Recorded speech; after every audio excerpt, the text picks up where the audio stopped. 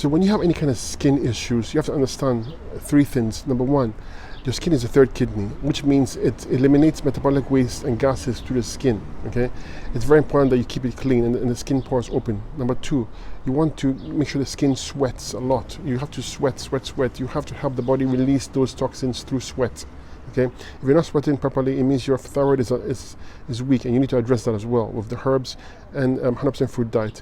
Number three, you want to make sure the kidneys are filtering. If the kidneys don't filter, you have these issues because the kidneys filter the lymph system, and if the kidneys are not filtering the lymph system properly, these acids that are carried by the lymph system from your hydrochelin cells have nowhere to go. They back up, begin to burn tissue, organ, and glands, and when it comes to the skin, they dry out the skin, they harden the skin, and they break down the skin. So you really want to make sure those avenues are open. Work on all four avenues of elimination: the skin, the lungs, the bowels. Clean the bowels, very important, and the lungs. So make sure everything's working properly so that all the acids can come out. Okay, it's crucial.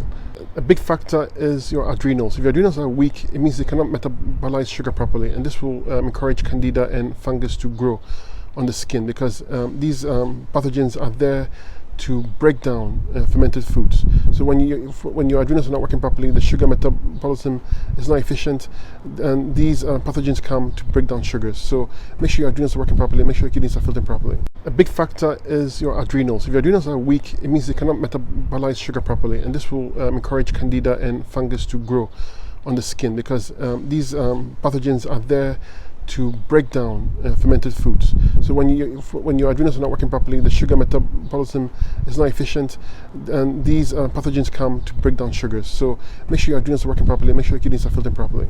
And you can see skin issues if you look in your eyes, iridology. You see a dark ring around the iris.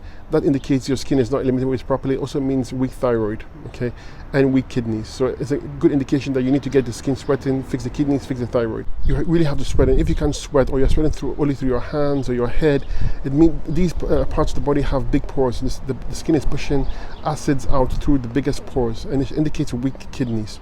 So you really want to address your kidneys.